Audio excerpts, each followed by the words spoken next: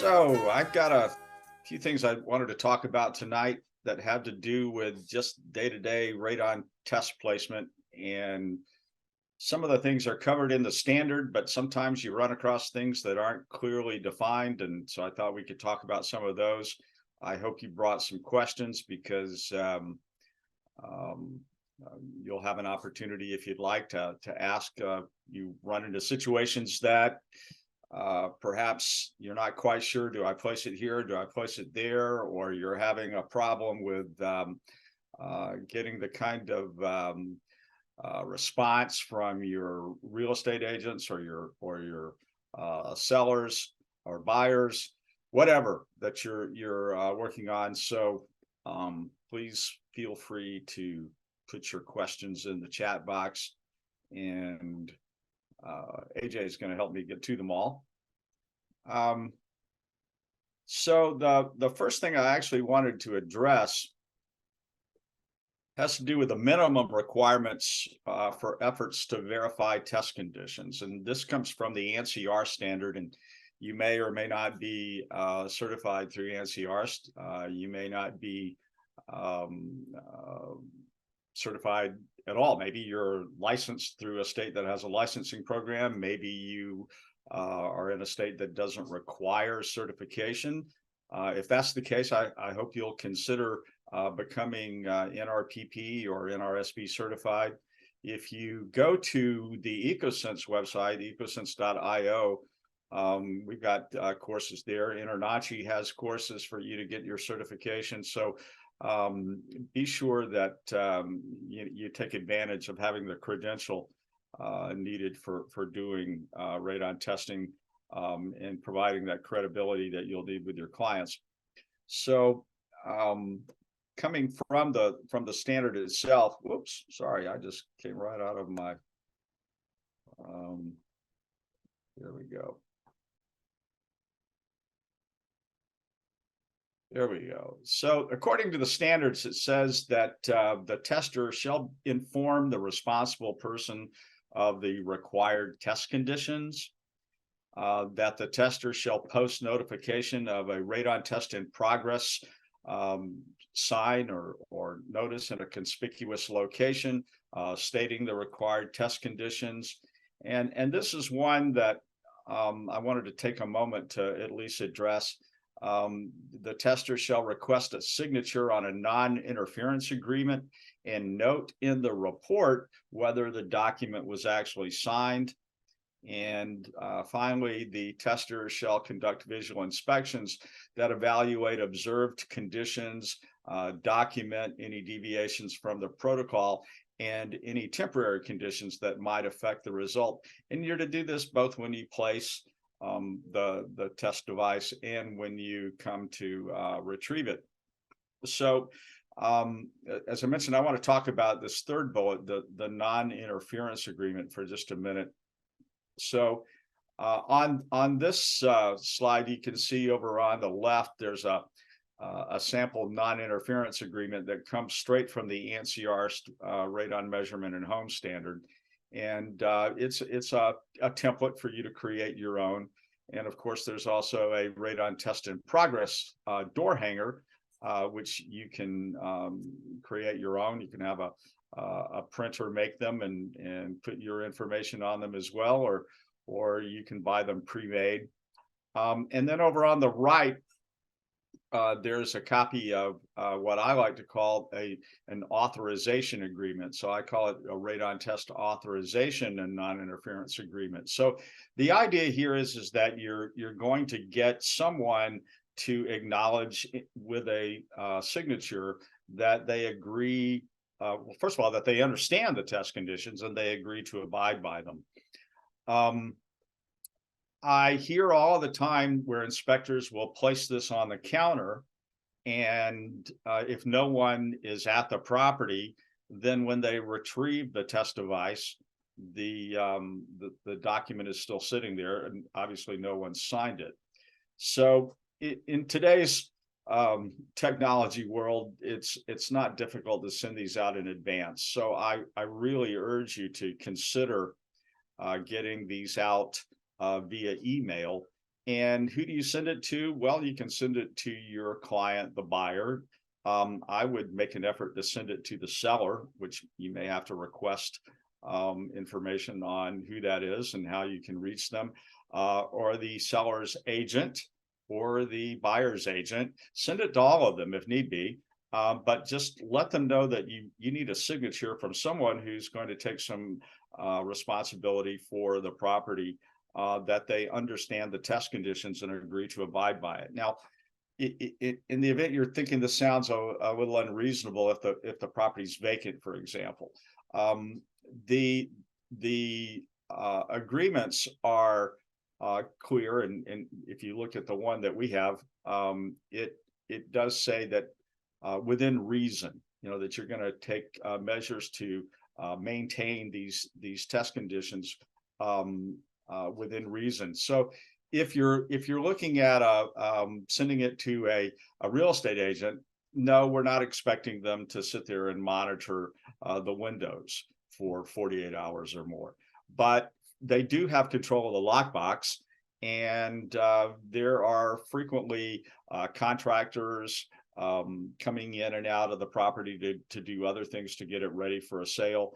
And it would be prudent for that real estate agent to make sure that those contractors or other people entering the property, maybe it's another real estate agent still showing it, understand there's a test in progress, and they will give them either a heads up that they need to maintain closed house conditions, or perhaps in the event it's a contractor needing to do work, that they reschedule it for after the test is completed. So if you send these out in advance, my experience is that you can get them signed. There are some states that require these to be signed. Illinois was one of the first states that requires it. And I remember when that happened many years ago, that testers were complaining about, well, this is going to be really difficult. People resist signing them and so forth. You're not going to be successful, even in a state like that, when it's required every time. And they don't expect that you're going to be 100% successful in getting the signatures, but they do expect that you're making a sincere effort 100% of the time. And if you are in a state where they do audits, then you could get a little slap on the wrist if it looks like most of the tests you're conducting don't have a signed authorization agreement. So I would suggest you get these out in advance, and then let me tell you why it's important, other than just the protocol says it or the state requires it. My experience from many years ago, and from talking to inspectors for many years since, is if you don't get a signed agreement, then if you show up and to retrieve the test and the device it has been moved a little bit, or the windows are open, or it's obvious that there's been some tampering, then the typical response, if there's not an agreement signed, is, well, we didn't understand. We didn't understand it needed to be there the entire 48 hours. I thought they said 4 to 8 hours.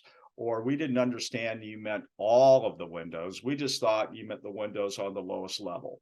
Or whatever they want to respond, they're not going to take responsibility. So then there's going to be a client looking at you and saying, well, now what do we do? The test results are unreliable because the windows were open during the test, for example. And there's going to be an expectation that you're going to come back and perform another test for no charge. I don't think any of us like to do work for free. So the way to avoid that is to make a sincere effort to get these out in advance, and hopefully get the signatures back even before you show up to perform the test. I like to call them authorization agreements. It's a little less, I don't know, maybe confrontational is not the word, but to me, if I were the seller and you sent me a notice that calls it a non-interference agreement, then I would think, well, what is it that makes you think I'm going to cheat on the test? I'm trustworthy, so forth. If you call it an authorization agreement, and within the authorization agreement, and with that authorization, they're giving you assurance that they understand the required test conditions and agree to abide by them, then perhaps it's a little easier for everybody to follow through and get it done. So just a heads up on that. If you'll make an effort, I think you'll find you'll be successful, and you won't have as many tests where you have to consider, well, what do we do now because the test conditions weren't maintained. There's another part of the standard that talks about the test conditions, and I highlighted a couple of things here. The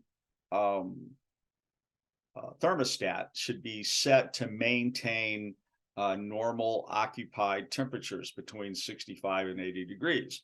Well, for the thermostat to do that, then the air handler is going to have to be set to cycle on and off automatically, depending on how low or how high the temperature gets, and which means the power needs to be on in the property.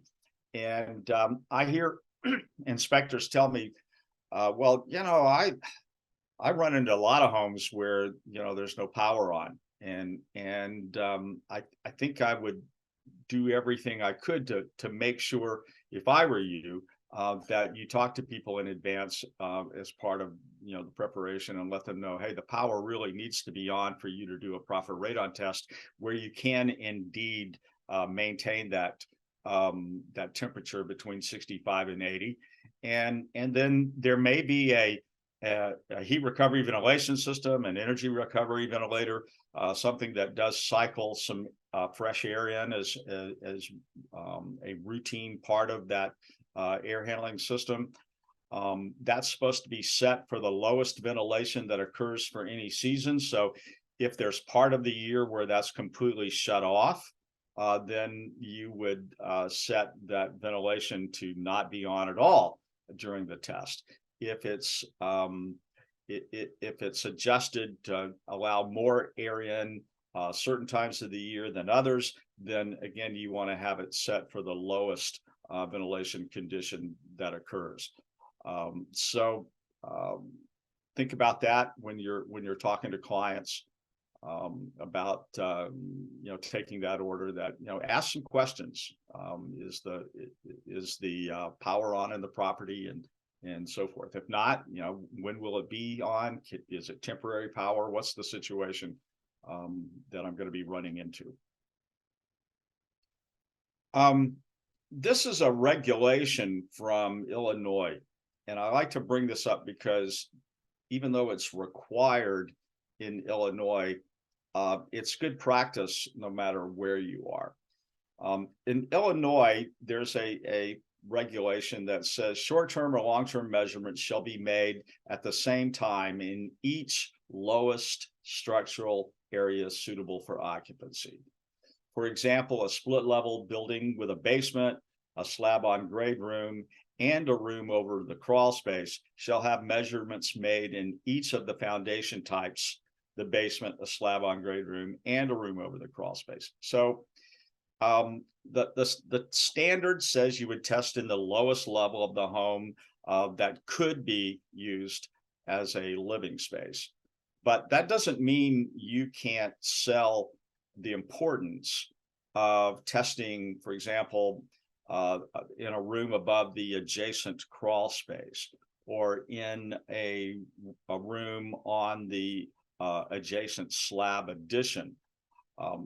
And the interesting thing about this is, for the 20 some odd years that this has been a requirement in Illinois, they've gathered data where they can see the test results in the multiple foundation areas.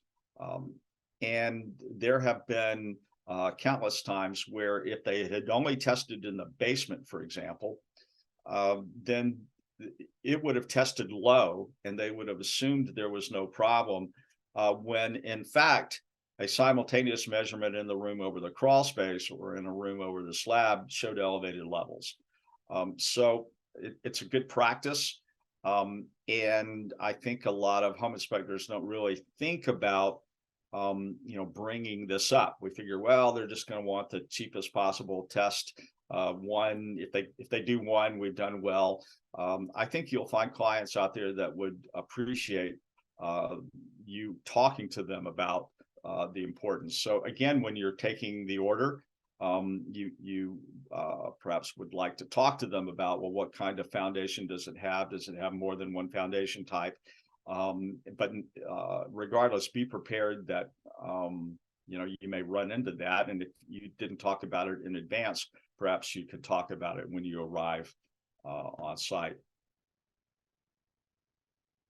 So just to be clear, in this diagram, you can see there's a home with a basement, and if that's a livable basement, then you would certainly want to test there.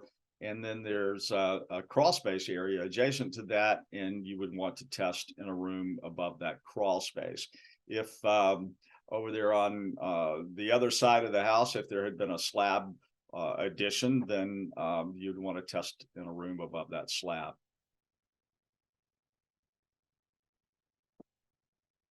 So I put together a couple of little interesting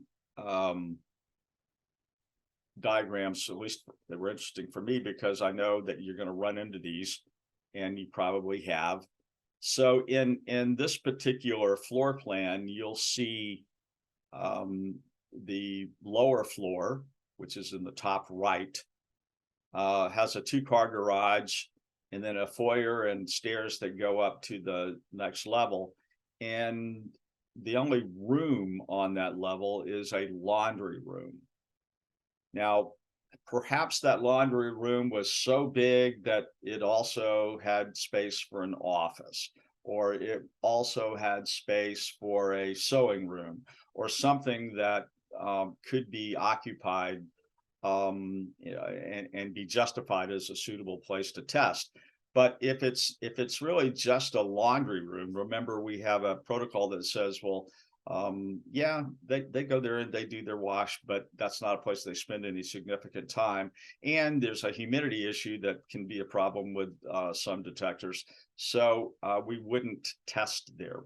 So in this scenario, the logical place to test would be in that living room, dining room combination, and not test the laundry room. As I mentioned, you're going to find exceptions to that because of certain conditions. If they've already turned that laundry room into a workroom of some sort because it's large enough to do that, well then, okay, you can make a case.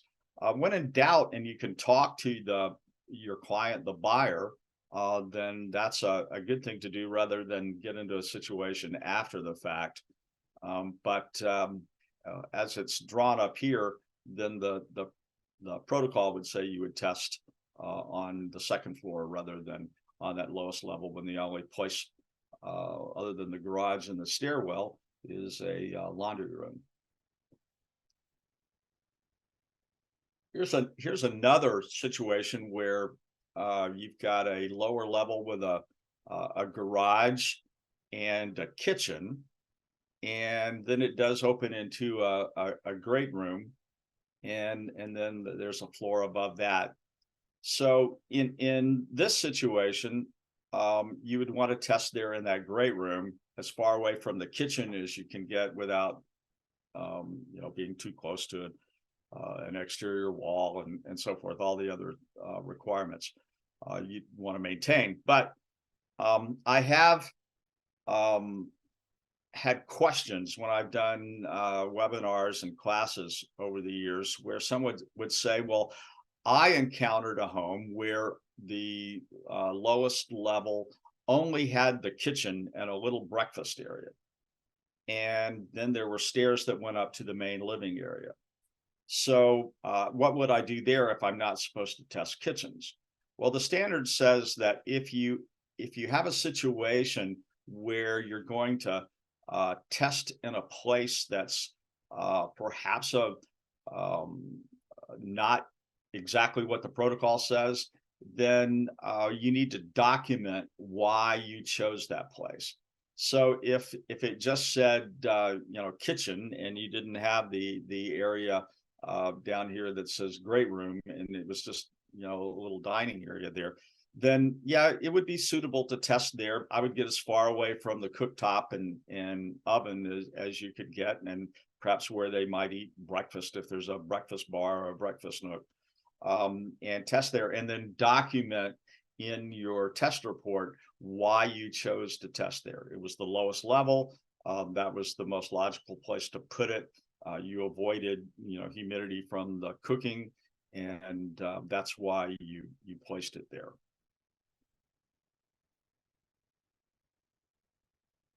And then you're going to run into all sorts of things, particularly in older houses that have cellars or really rough basements. And so if it were me and I was looking at a situation like you see on the left, I would say, well, they have a washer and dryer there, but the rest of that space looks pretty unlivable. So I would suggest that the test be placed in the room above. Now, you're testing for a buyer, and there's certainly the potential for that buyer to say, well, but I plan to clean that up and put a workout room or something there. And if that's the case, then all right. But I would suggest that you make sure that that's clear to the seller, that the buyer wants to test in that space because they're going to use it in a far different way. And you're not surprised with an argument after the fact that you get sucked into. So if you can document that ahead of time, that would be helpful, get everybody's agreement. Otherwise, I would just go ahead and choose to test upstairs, or if you have an extra test device, then maybe you test both upstairs and in that lowest level. But the protocol would frown, at least the way it's written, on testing a basement like you see there on the left. Now, you get to the right, and it's a little hard to tell, what's behind everything there, but they have done some work to make that livable. And obviously somebody is spending time there. There's a bed, there's a desk, a TV, they put lights down there, a rug on the floor, or something. So it looks like that's a livable space, and someone is indeed living in it. And that would be my justification, if it were me, for testing in that location. So I'm going to take just a short check-in here with AJ. Do we have any questions about anything so far? So far, we have no questions, Dallas. Oh, okay. Well, then good. So if you've run across something that is different than what I've gone over, then please ask your question. I'll do my best to answer it. So new construction is always an interesting request. So my experience in dealing with inspectors over the years, when a builder calls you to do a test on a new home, that you ask a lot of questions before you trip out to the house. So I'm going to go to this next slide. And for example, it says for new construction, all openings to the exterior due to incomplete construction or structural defects or disrepair need to be closed or sealed at least 12 hours prior to initiating the test. The heating and cooling system needs to be active and set to a normal occupied temperature. So obviously it needs to be installed and the power needs to be on. All windows and exterior doors need to have been installed with hardware and seals. All insulation and exterior siding needs to have been installed. All wall and ceiling coverings need to have been completed, including interior drywall or paneling. Obviously, if they haven't gotten it all painted yet, then that's a different conversation, but everything needs to be, where it can be enclosed and partitioned like it's going to be. All fireplaces need to have been installed, including the dampers, where the damper can be closed. So again, my experience is when you get to a house that looks a little like this, when you were called out to do the test, you may find that some of those things are not done. You may find, well, there's actually no power in the place, or the hardware is really not on the windows. So I would suggest strongly that if a builder calls you to test a new property, that you or your staff is trained to ask that builder 15 or 20 questions, and even perhaps are you sure? I know I have been told years ago, I had would go out and do a test myself, and the builder assured me that everything was done, and then I would get out to the site, and the on-site project manager would look at me like, well, he told you that? Really? No, we haven't gotten that done yet. So just a heads up, no point in making a trip if you don't have to. It's better to ask the questions up front.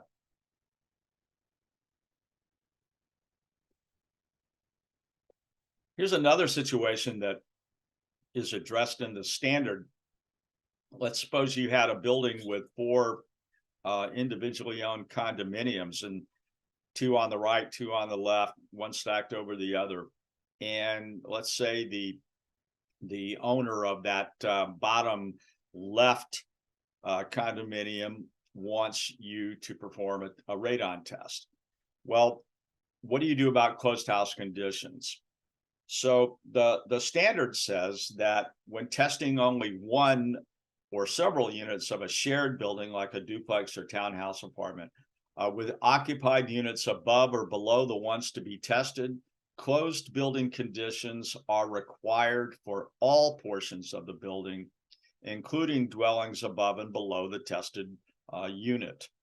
So now you're going to have to figure out, perhaps, how you can maintain closed house conditions in the entire building when those other units are in the control of a different owner.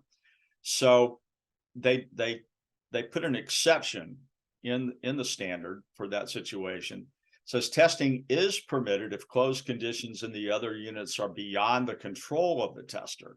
However, this situation requires that the conditions, circumstances, and appropriate recommendations are described in writing for inclusion with reports when distributed. So the answer to this is, if indeed you have no control over closed conditions in those other units, that you make it clear in your report, anywhere you can put notes.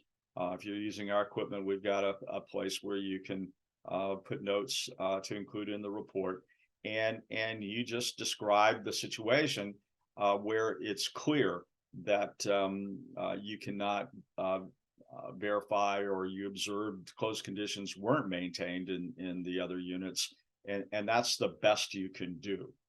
Now, just to go a step further, if you were hired to characterize the radon in the entire multifamily building, then you're going to follow a different protocol altogether, and that is the ANSI-ARS protocol for testing multifamily and large buildings.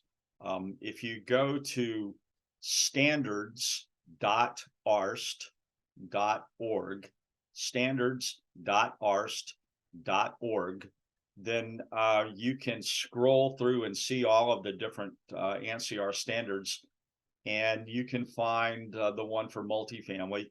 And all of the standards can be viewed for free.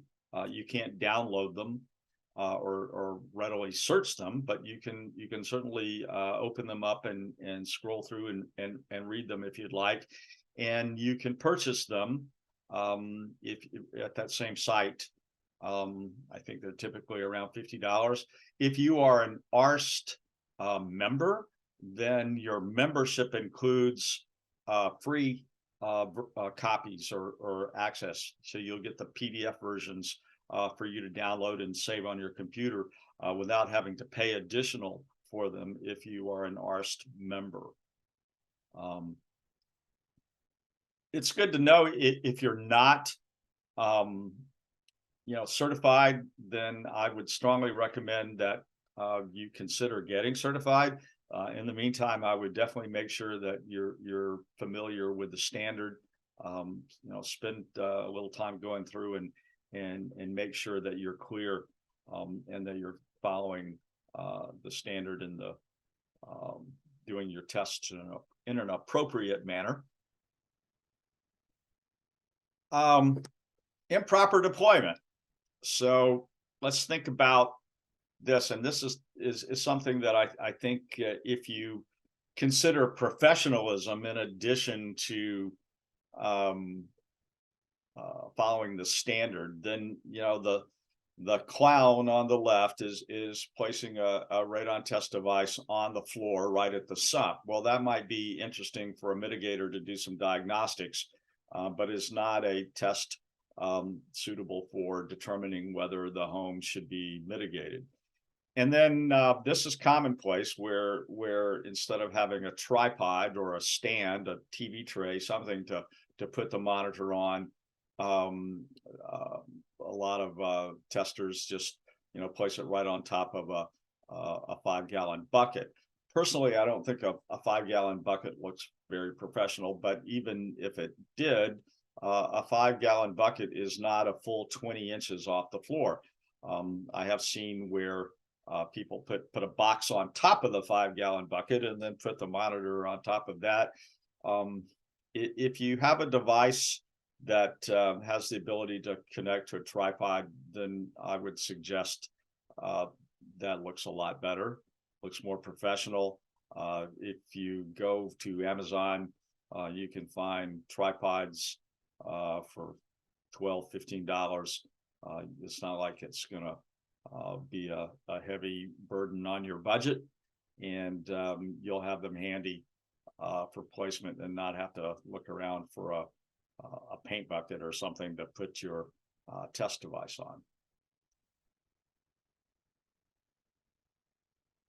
on. I'm gonna kind of end up with something here, and without getting too much on an advertisement here, but we have a couple of homeowner devices. We have an EcoCube.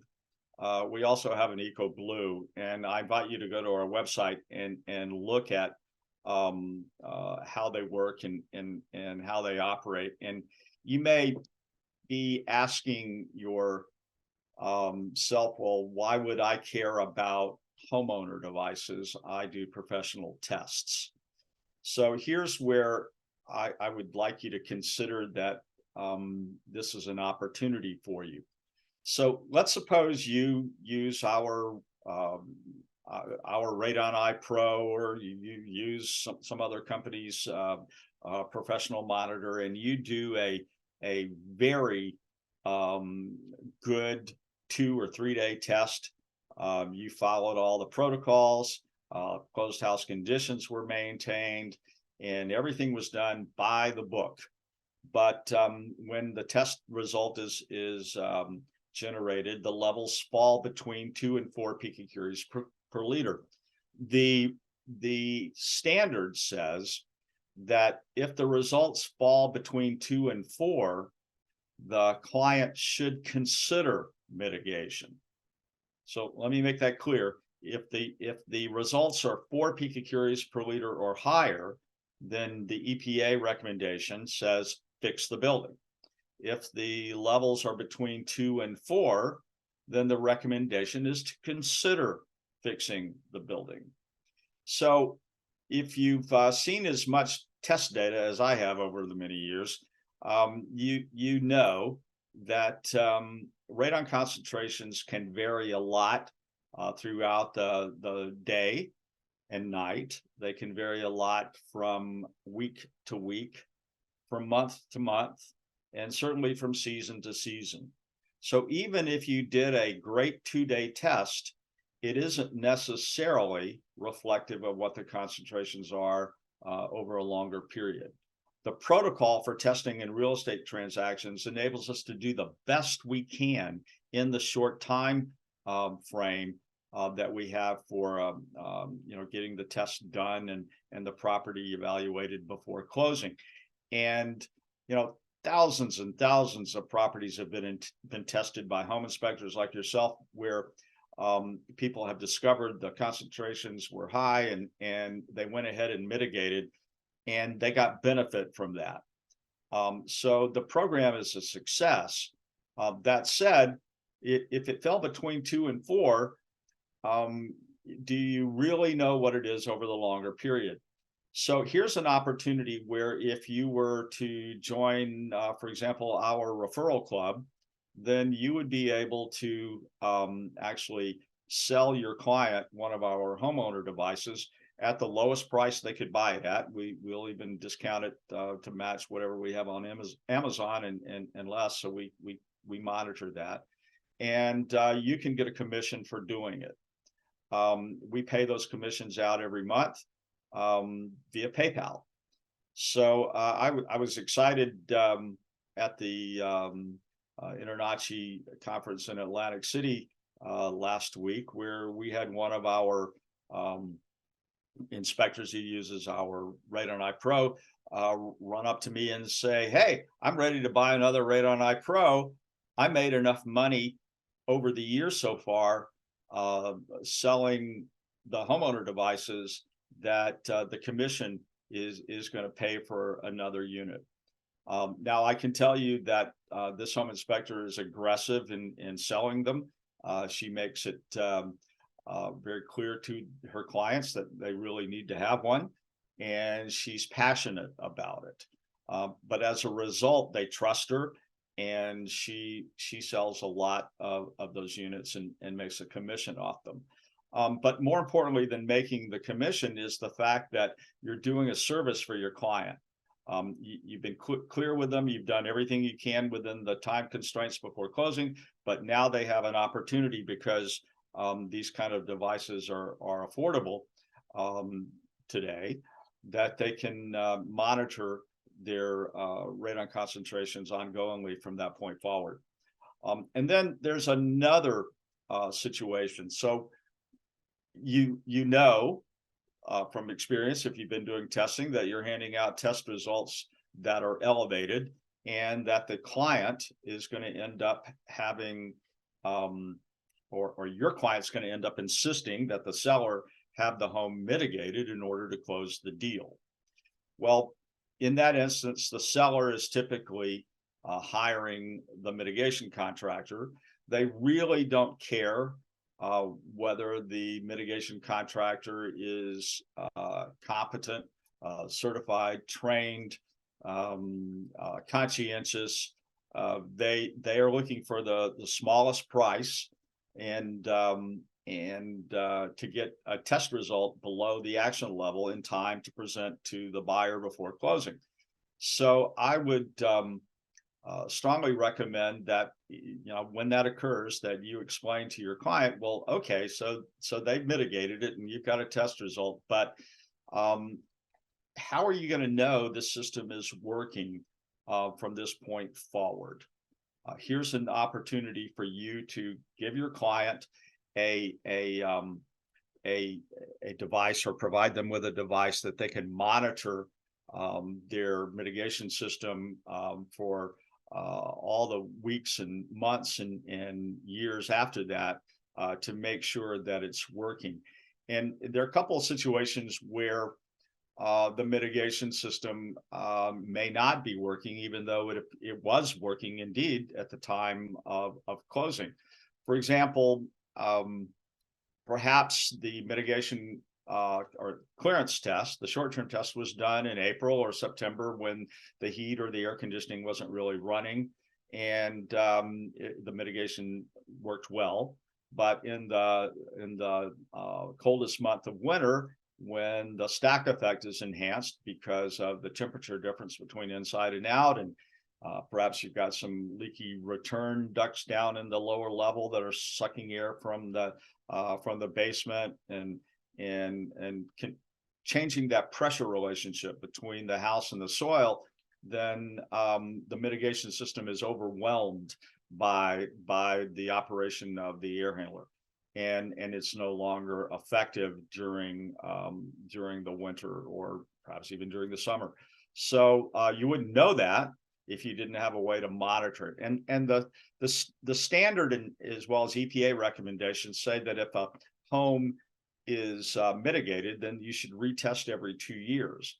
But there are a lot of situations during that 2-year period where the system may not be working. A fan can fail, and the little YouTube manometer on the pipe may just be, in a obscure place where they put their suction pipe, and people don't pay any attention to it, and never notice that the fan quit running, and maybe the capacitor failed and never came back on again, and they're thinking everything is fine.